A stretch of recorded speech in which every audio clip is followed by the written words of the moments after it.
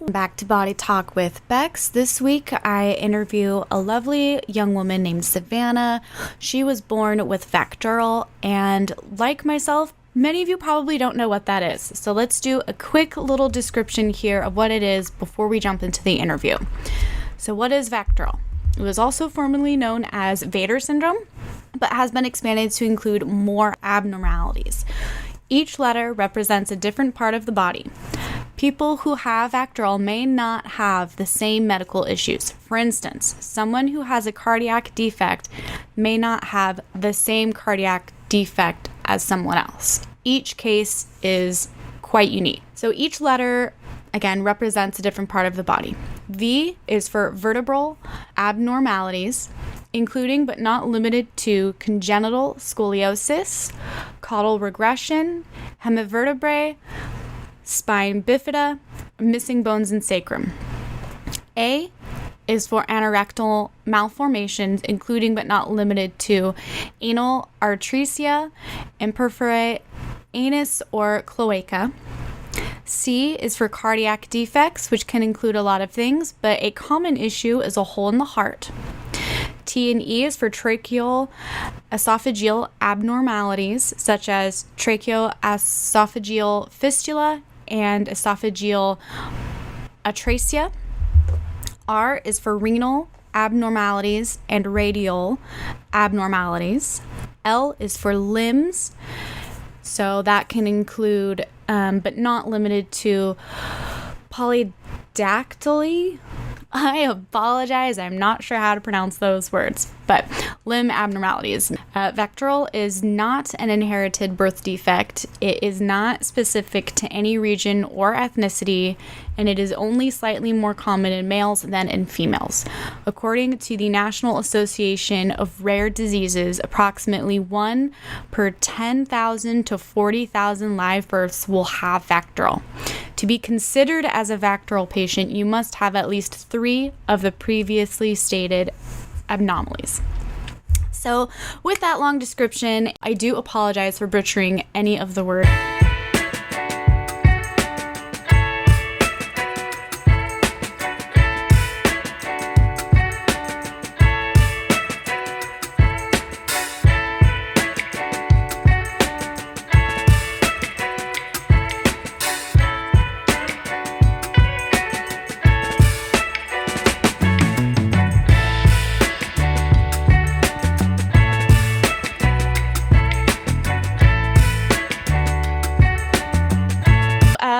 Well, you were born with, is it pronounced VACTERL, or how do you pronounce that?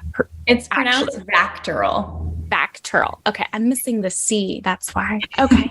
And which aspects of it did you deal with specifically? Because there's so many. Yes. So it's an acronym. There are 7 different areas that it can affect. I have 6 of the 7. So you have to have 5 of the 7 in order to be considered a VACTERL syndrome child. And I have 6 of those 7. Wow. Yeah. Okay. And which ones did you have, and what were they exactly? Yeah. So it's VACTERL,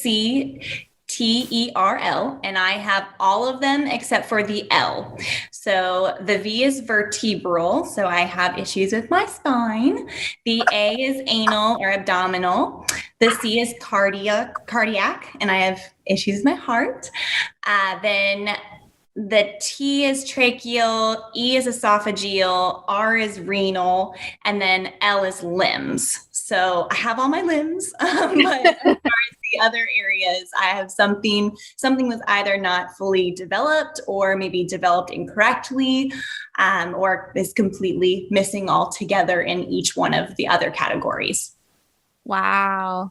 Do you remember any of them, like specifically growing up, like really affecting your daily life? And Yeah. So my back problems. So some of the vertebrae discs in my spine are missing, and therefore my vertebrae are semi-fused together.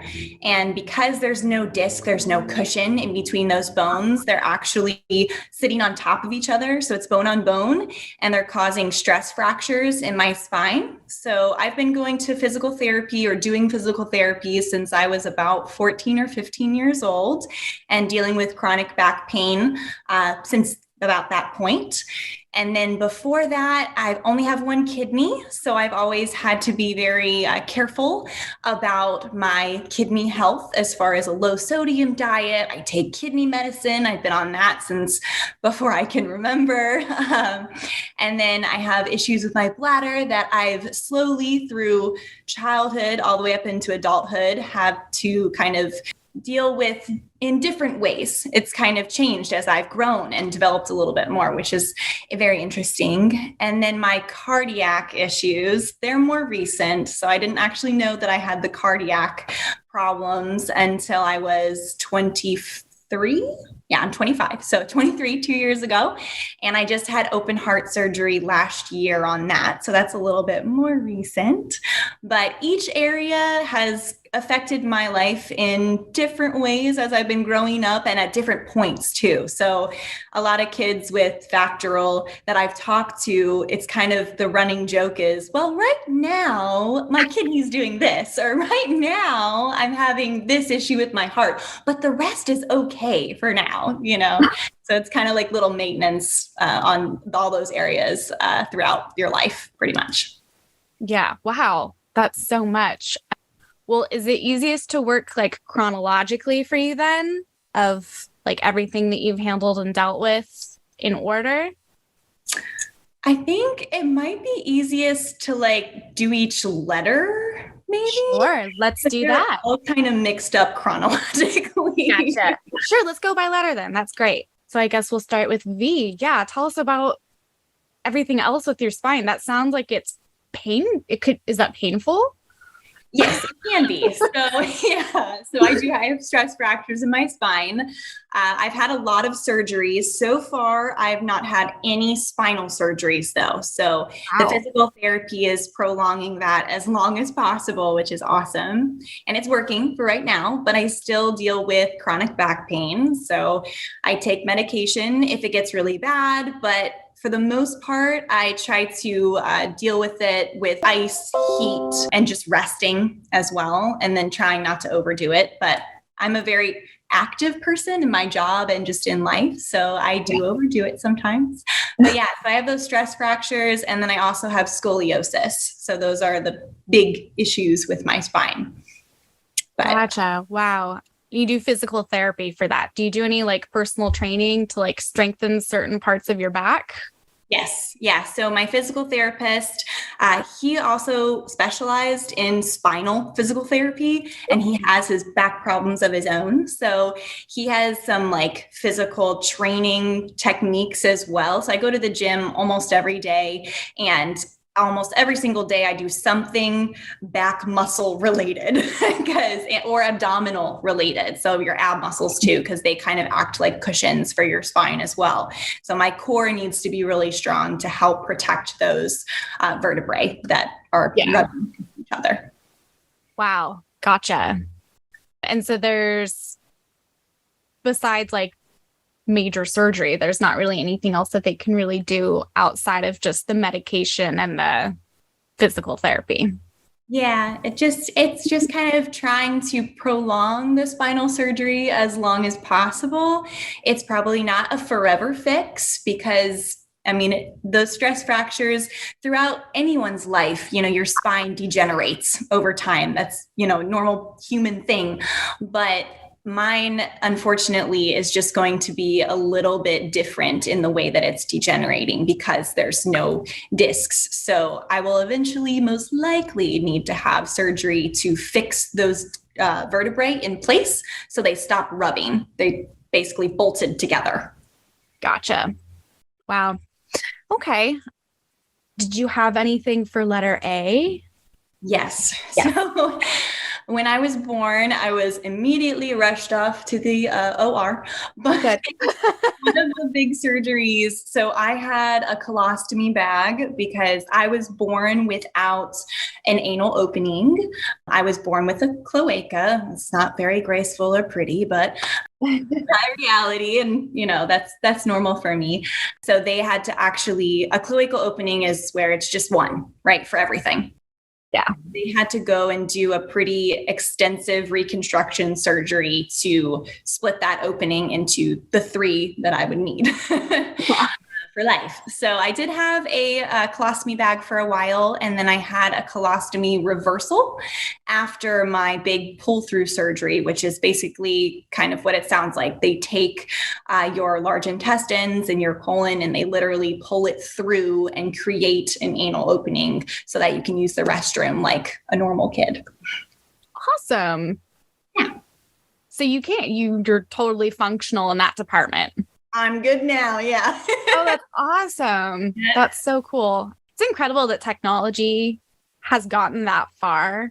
Yes, it is. It's amazing. If I had been born, I don't know, 10 years earlier, who knows? Yeah. So that's so cool. Mm-hmm. How old were you when you had that big surgery? I was 1. So I went through some surgeries to kind of get me by for the first year. And I had that colostomy bag as well. But then I went to New York, actually, to a guy who was specialized in that surgery specifically.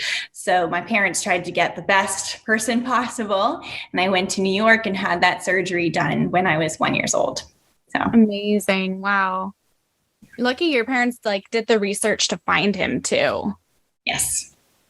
Yeah, we had an awesome pediatrician I was born in Cleveland, Ohio at Rainbow Babies and Children. So we had an awesome pediatrician there who did research as well into who would be the best person to help out. Awesome. Do you know if your parents knew if you were going to have medical issues when you were born? Yeah. So at that time, they couldn't diagnose VACTERL on a sonogram. So they could tell something was different about baby girl Hottel, but they couldn't tell exactly to what extent it was or what it was until I was born. And when I was born, they realized what was going on, and they started fixing the best way that they could. Yeah. That's also lucky. I mean, that they knew something wasn't quite normal, and they were ready to look into it. They were ready to make a plan and fix it. Okay. So are we on to T? C, I think. C. Right. Yes. So cardiac, which is actually my most recent situation or challenge. So about 2 or 3 years ago, goodness, COVID. I think it's been 3 years at this point. My goodness. So it's been a few years. I was starting to have some fainting episodes.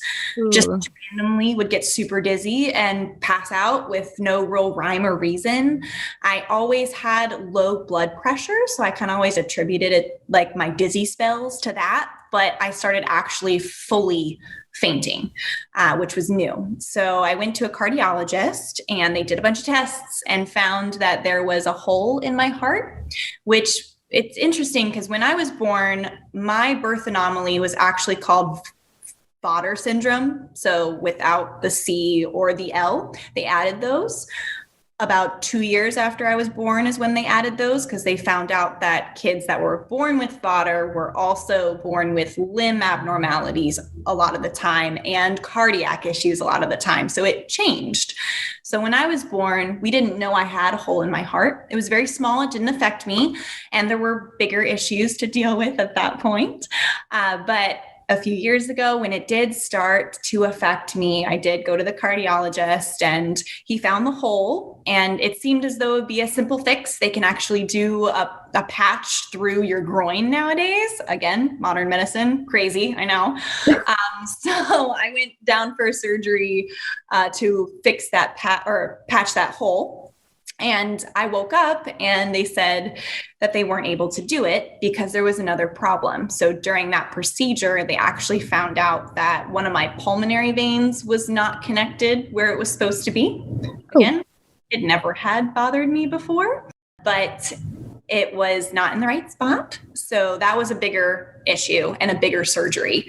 So instead of patching that hole, they figured out a way to basically reroute my pulmonary vein and use the hole to their advantage in that surgery and put a little artificial piece in. So my cardiologist and cardiothoracic surgeon kind of described it to me as, they're unplugging the vein and they're going to go and put an extension cord and plug it into where it was supposed to go. So that's what they did in surgery, which is, the words that I use to really make sense of it in my brain, because medical talk sometimes can go. Yes. So, I have a little extension cord in my heart now. My pulmonary vein is where it's supposed to be, and that hole is closed. So we're all good now. But again, I did have to have open heart surgery, and I'll be on heart medication for the rest of my life. But other than that, I had my 1-year appointment a few weeks ago, and I was good. All the pressures in my heart were good. My atrium wasn't dilated anymore because, there wasn't unnecessary pressure going to a different spot like it was before. So. Wow. Yeah. Wow. Yeah. And no more fainting.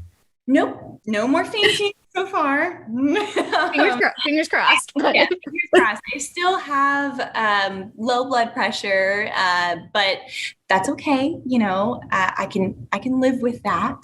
But the damage that the hole and the pulmonary vein being where it wasn't supposed to be was causing my heart, especially long term in my 30s, 40s, and 50s, won't happen now because it's awesome. fixed. Yeah. Awesome. Okay. Now we're on to tea. Yes. So tracheal and esophageal, they kind of go together. So I kind of talk about them as one unit. So I had a tracheoesophageal fistula when I was born. So I had to have that fixed. So basically what that means, your trachea, your windpipe, and then your esophagus, your food pipe, they don't connect. So when I was born, I started turning blue because I couldn't breathe. My trachea was not connected to anything. It was just leading to a blind pouch. I had no way to get oxygen into my body. So they took me off to surgery, and they actually stretched my trachea, my esophagus, connected them to where they were supposed to be. And they stretched them. So then they had to go in throughout my life. Actually, I had a series of dilations, esophageal dilations, and tracheal dilations to stretch them widthwise, because they stretch them lengthwise so that they could fit where they were supposed to go. And so they got skinny, and then they stretched them widthwise so that I could actually breathe normally and swallow food and it wouldn't get stuck. So, yeah. Wow. Wow. Is there any kind of upkeep on that at all?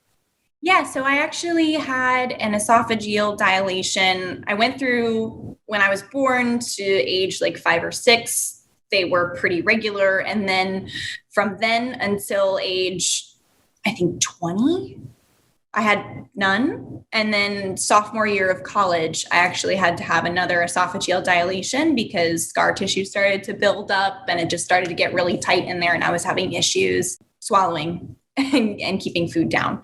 So that, I might have to have dilations throughout my life, but if they're every 10 years, that's easy peasy, Yeah. I take a long nap, I wake up and it's over. Can you feel like the scar tissue at all?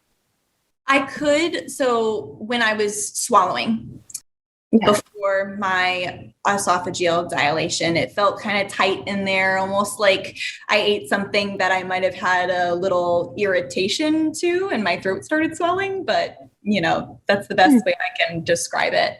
But not a ton. It was just because I did notice it was harder to swallow, and I was actually having some issues keeping food down because my esophagus was, skinnier. So my body was tricking, or I guess my mind was tricking my body into thinking that I was choking. So my reflex was to get rid of what was, blocking my esophagus.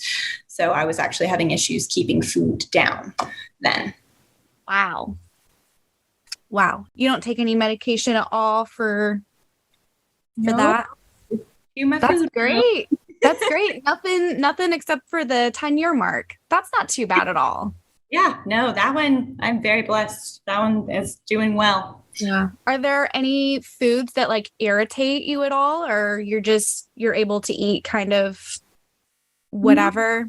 Not so much anymore. When I was younger, I couldn't eat like a lot of bread or doughy things because it would get, like kind of like sticky and cloggy. And if I didn't chew it well enough, and as a child, you're wolfing your food down so you can go play outside. And I did that often, and I would choke pretty often at the dinner table because I really loved pasta, but pasta didn't love me. So those kind of foods when I was younger were problematic, but not as far as, since I've gotten a little bit older and are more mindful about, slowing down, smaller bites, chewing my food, adult things. Yeah. Great. Okay. So that was T and E. You didn't have anything with L, so we just have R, right? Yes. Just R. Yeah. I mean, you only had a few things. Yeah. So R is renal. So your kidneys and your bladder, right? So I only have one kidney. I was only born with one kidney. The other one was like a pseudo cyst kidney thingy, tiny little basically ball of tissue that got absorbed into my body as I grew up and never amounted to anything. It literally just disappeared one time because I do go to a nephrologist and get ultrasounds on my kidney every other year now. So just to, make sure she's doing all right down there all by herself. And one year, they would always check both sides and go, oh, there's a little tissue for a little while. And then one year it was gone. And my big brother, as a prank, told me that I must have pooped it out. And I believed him. That's not how your body works. I know this now. It got absorbed into my body. But yeah, that's big brothers for you. But yeah, so I only have one kidney. I have to be careful about, alcohol intake, since that does beat up your kidney a little bit. Mm-hmm. I have to be careful about sodium because that filters through, your kidneys, your filter, right? So anything that could be hard on the kidney, including medications. Like I can't take Advil. I have to take Tylenol because Tylenol goes through your liver, acetaminophen or Advil goes through your kidney.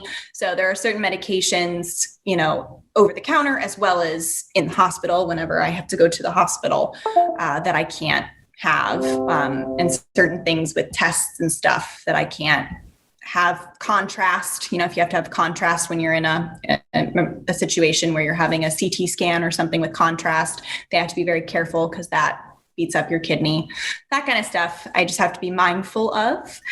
And then I drink a lot of water, or I'm supposed to drink a lot of water.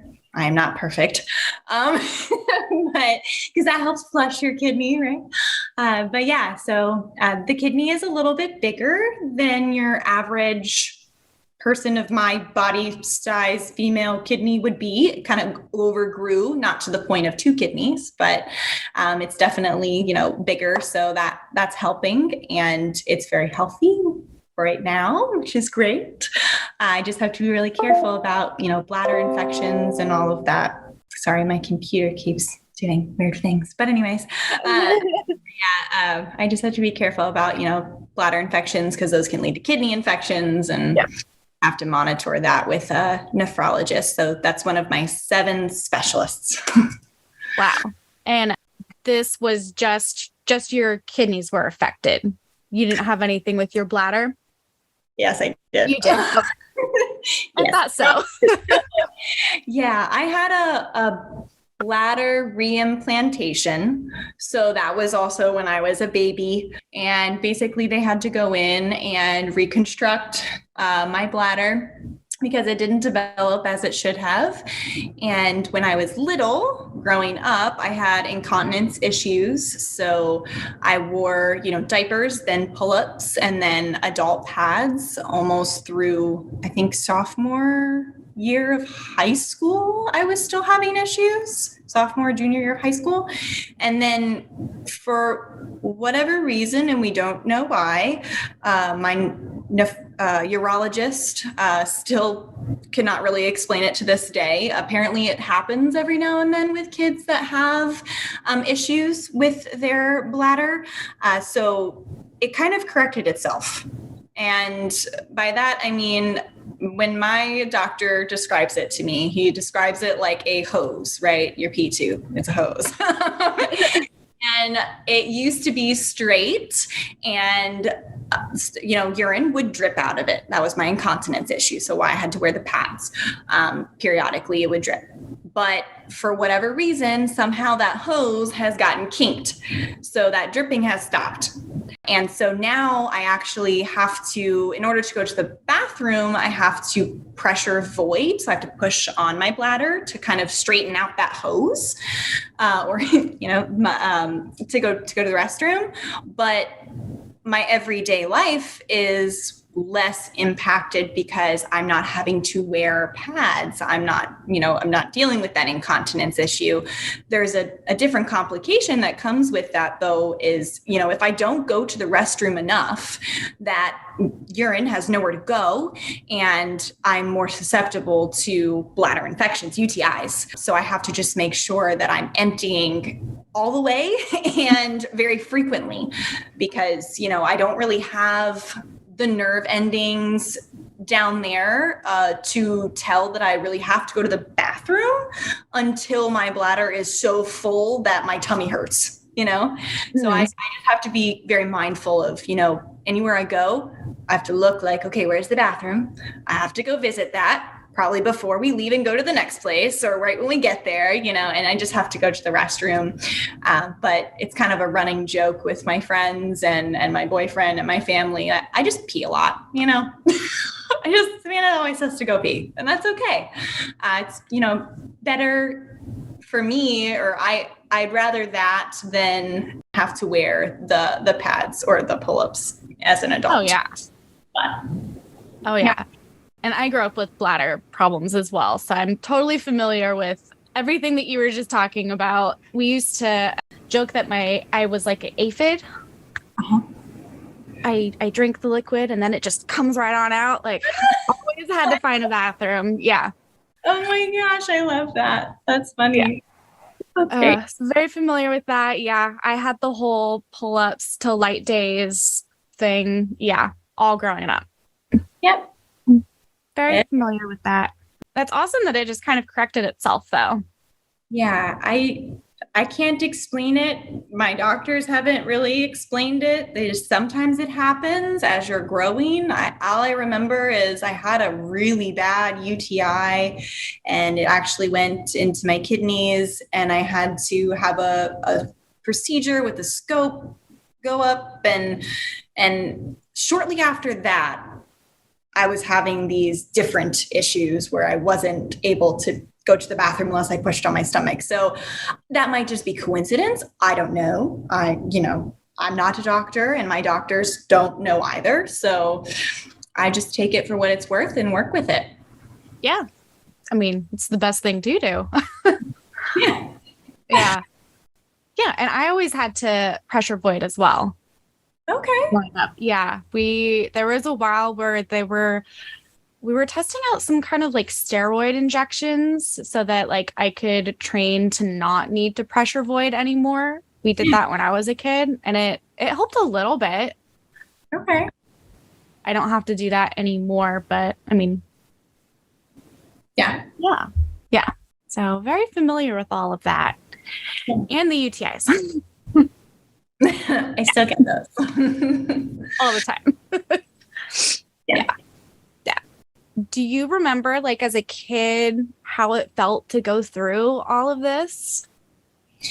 Yes, in different ways. I mean, I don't necessarily remember all of the surgeries when I was an infant through, 2, 3 years old, which were when the big ones were, most of the big ones. I mean, I just had open heart, that's big. But other than that, most of my big ones were before I really have strong memories of that. I remember life always including doctor's office visits, checkups, different doctors. And that was my normal. So I didn't know any different, which, I was a happy kid, I just went to the doctor a lot and I was homeschooled. So it wasn't like a big to do as far as, friends asking, wait, why'd you miss school yesterday? Where were you? There weren't a lot of questions in that way to make me realize that wasn't what all the other kids were, or most of the other kids were doing. And I had some amazing pediatricians or pediatric specialists growing up. And I even traveled to go see some that had been following me since I was born in Ohio. And it was like, vacation. Like I get to go up to Ohio and I get to see grandma and grandpa. And I also get to see Dr. Leslie and Dr. Stallion. Like it was always a positive experience going to see the doctors. Now, I also remember, not so positive experiences as far as having to have lots of tests, and I hate needles, needle phobia over here, and just going to the ER. And if it's not a doctor that I knew, I was scared, white coat syndrome is what they call it. And I definitely had that and still, have that on a different level as an adult. I still get anxious. I still have anxiety about being in the hospital, and I still don't like needles. And then, when I got into middle school and high school, and I started realizing more so that, I wasn't wearing the cute little underwear that my friends were wearing. And I couldn't, if I wore bikinis, my scars on my stomach would show, and my friends didn't have scars on their stomach, and they were asking questions because, kids are brutally honest mm-hmm. and very inquisitive, which I love. But also as a kid growing up, all of that kind of started hitting me when people were like, what happened to you? Why do you have that on your stomach? Or, why can't you wear, bikinis without pad or whatnot? So those kind of experiences definitely, I could realize that I was different. And sometimes it was like, oh, yeah, no big deal. This is me. This is my normal. But then sometimes it was, oh, wow. Yeah. Oh, this is me, so it was kind of a balance, but for the most part, I had a really strong support system at home, and I had some amazing friends that had known me since I was itty bitty and were my rocks, my bodyguards. If anybody was making fun of me, just my support system was really strong, which I was very blessed with. Yeah. Yeah. Great. So you homeschooled. Yeah. That's cool. Did your siblings, do you have one sibling or two? Or I have 3. Oh my gosh. Okay. Were they homeschooled as well, or was it just you? So myself, my older brother, and one of my older sisters were all homeschooled. My brother and my sister both have, my brother has ADD and my sister has some learning disabilities as well. So my mom, amazing superwoman, decided, she could tailor our education to our learning needs or our schedule needs, like mine having to go to the doctor so much or to the bathroom so much as a kid, So she actually decided to homeschool us all together. But that being said, she wanted to make sure that we got to do all the social things that you would in school. So even though we were home schooled, we were almost never at home. We were taking classes outside the house. Like I was on a soccer team. I did swimming. I did ballet, cheerleading, speech and debate. I traveled for speech and debate. So we did a lot out of the house, but we were technically homeschooled. That's really cool. Gosh, I can't imagine trying to homeschool three like teenagers, and that's so much to handle. Yeah, she's amazing. My mom, yeah, props to her. That's awesome that they were able to do that though for you. Yeah. Yeah. So it sounds like you had a lot of hobbies, got to do all the things, which is great. So you didn't really miss out on anything. I don't feel as though I did, other than having a locker, you know? Oh yeah. I never had a locker either. I homeschooled all through high school. In junior high, yeah, I started homeschooling.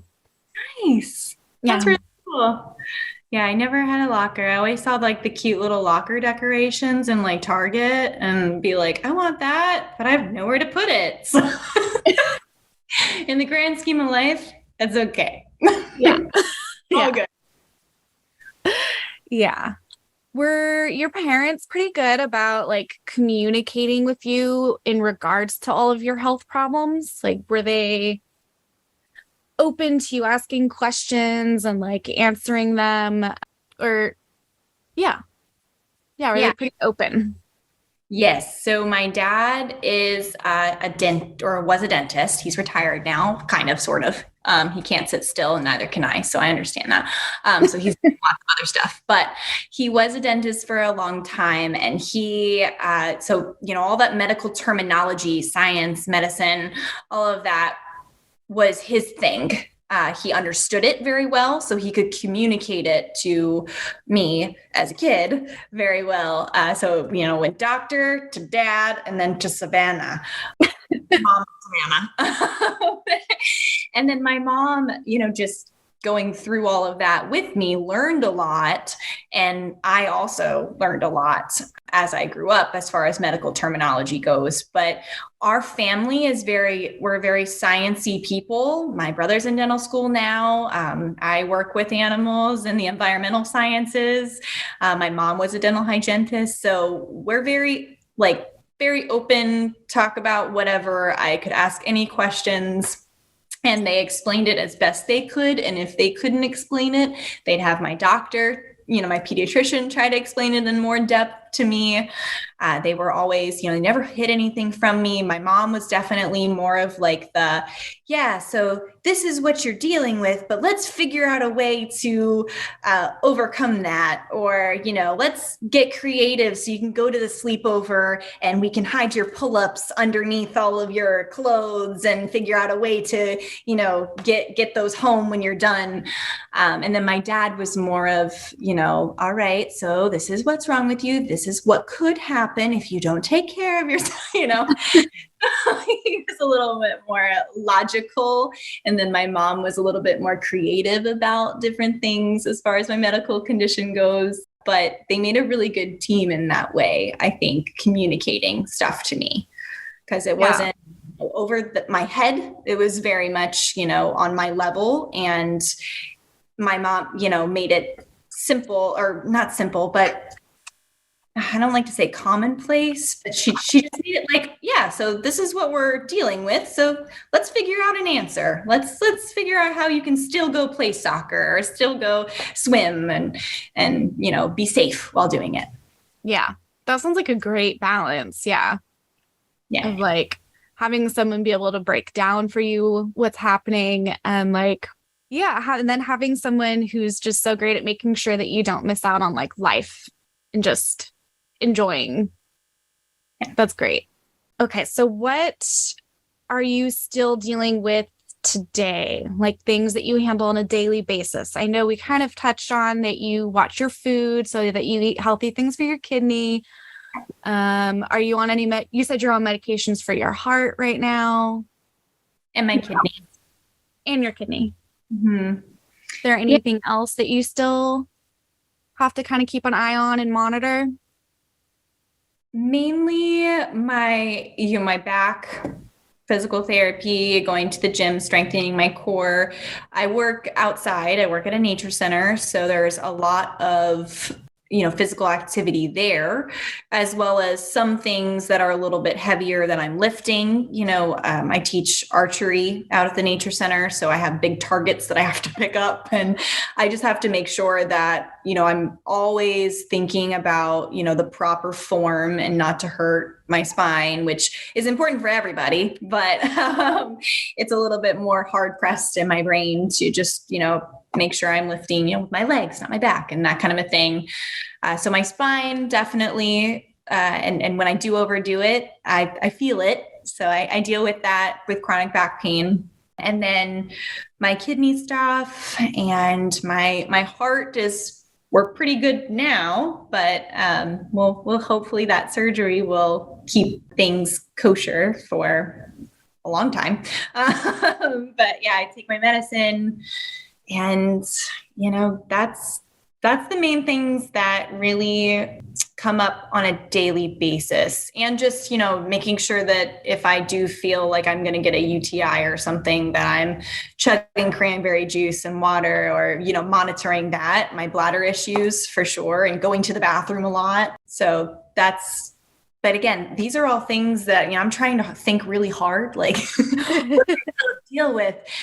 It's not really like, dealing with stuff. It's just, that's my normal. That's what life is. So it's hard for me to think like, oh wait, yeah, not everybody does that, Savannah. Yeah. Which, I think is a good thing in my mind, it keeps things positive. Oh yeah, no, it's great. I've really enjoyed, listening to your point of view, just because you've been so positive about everything. Yeah, that's great. So then I guess the other only like big things you really do then is like the once a year or every other year, like ultrasounds and stuff like that. Yeah, so I have a nephrologist, a urologist, a cardiologist. I'm about to go in September to see specialists in congenital reconstruction for gynecology, as well as colorectal specialist. So I'm going to go see them in Cincinnati and have an exam, actually a procedure done up there, just to make sure that everything is still good down there from the surgery that they did when I was little. So basically just like pretty much every year to every other year, I'm seeing specialists for different areas of my body for maintenance. It's like, putting oil in your car. You got to make sure you do it. And if you do it every, 5,000 miles, whatever it is, I'm worse with my car than my body. Like, if you do your maintenance on your car, you keep it running better. It's same thing for me right now, until I get a little bit older and might have to have, the spinal surgery, or maybe might have to have a little bit extra maintenance done on the surgery that they did when I was a baby on my abdomen. That's just kind of, wait and see. Yeah. Thing, and just work with the complications or the challenges as they arise. Yeah I just like to ask people about this kind of stuff, because a lot of my friends, like, I'll say, oh yeah, I'm going to see my nephrologist today, and they'll be like, oh, is something wrong? Like, no, this is just my maintenance. We're checking my blood work, we're doing an ultrasound, whatever. And so I like to ask to see what other people are doing for their maintenance, just because it's normal for us. It is part of our regular lives that we think about. And I think in our heads, at least, it's a little bit more ingrained in us to like take care of ourselves and like actually go to the doctor if we feel like something's wrong. Those types of things. Yeah. So I wanted to switch, just because I like to end things on more positive notes than just like, we've got medical stuff going on.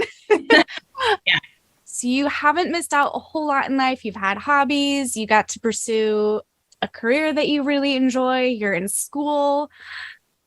Tell us, what are you up to? I know you mentioned you're in wildlife and environmental education. So what got you into it?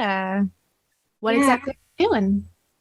So aside from medical stuff when I was little, that took up a lot of my life.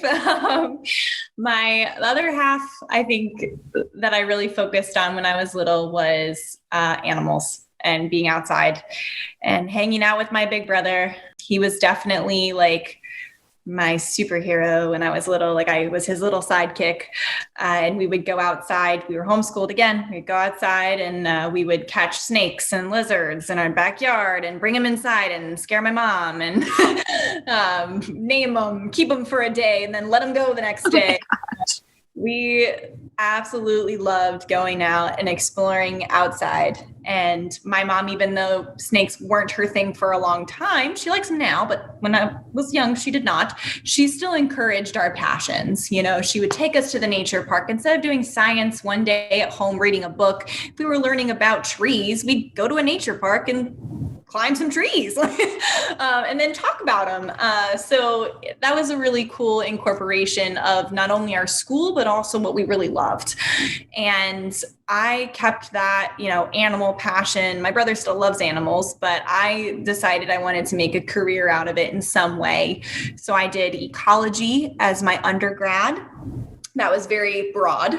And it helped me, or it allowed me to take, you know, classes in reptiles, herpetology, and mammalogy, and invertebrate zoology, lots of different animals to figure out what I really wanted to do, as well as like marine science. And at this point, I actually lived in Tennessee for a long time.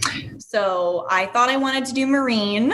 After taking some marine courses, a semester abroad in Florida, and thought I wanted to do marine, and came down here to West Palm Beach for an internship and a master's program or potential master's program. I actually switched from marine to more terrestrial stuff because I figured out, you know, I really like Florida and the environment here, but I kind of like the sandy part of it instead of the wet part. So I'm now working at a nature center and pursuing my master's in environmental and marine science education, but I'm really more focused on the terrestrial side of things. I work with animals. I work with raptors, like an owl or two owls and a hawk. I work with snakes and lizards and turtles, a deer, an opossum, a gopher tortoise, all kinds of animals. And I get to teach everybody. We do school programs for kids, but we also have, you know, adults, families, seniors come in the center, and I get to do programs for all ages and talk to people about what I love. So it's a little bit of animals and it's a little bit of talking to and meeting new people and all in one job. It's kind of the best of both worlds, in my opinion, for what I love to do. So, yeah.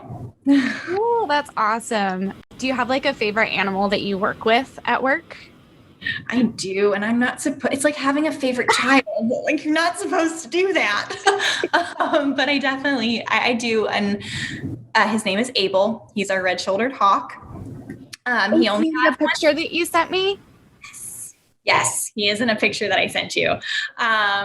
So he only has one eye. He was bullied by his sibling as a baby and was kicked out of the nest and got an injury through that on his eye. He couldn't see. So they actually, the person that found him brought him to a rehab center. He still had both eyes, but one was damaged. He couldn't see out of it. And the veterinarian actually decided that since he wasn't using it and it was really irritating him, to surgically remove that eye. So because of that, he can't be released into the wild. So I get to work with him. He's an education animal. We have a huge enclosure on our property that he gets to fly around in because he is flighted and get exercise that way. But his vision, his depth perception is not what it should be for him to be able to hunt in the wild. So he's able to do more than they thought he would be, which is where he gets his name. And I really connected with him when I started working with the raptors at my job. He has a lot of anxiety because of only being able to see half as much as he should be able to. And, you know, the blocked vision on his right side causes him a lot of anxiety for anything that's, you know, behind him or on the right side of him. He just gets really nervous. And I, you know, have a little bit of anxiety about lots of things, but mainly medical stuff, right? So I connected with him, and he took to me like very quickly, is what I was told from my boss when I started working with him. And I just felt like blessed and honored that this amazing bird was trusting me. So we connected very quickly. And I love him. He's just my buddy. I could tell from the pictures. Yeah. Cool. Well, do you have anything else that you want to add at all, or? I don't think so. No. Well, thanks for coming on. Of course. Thank you for having me.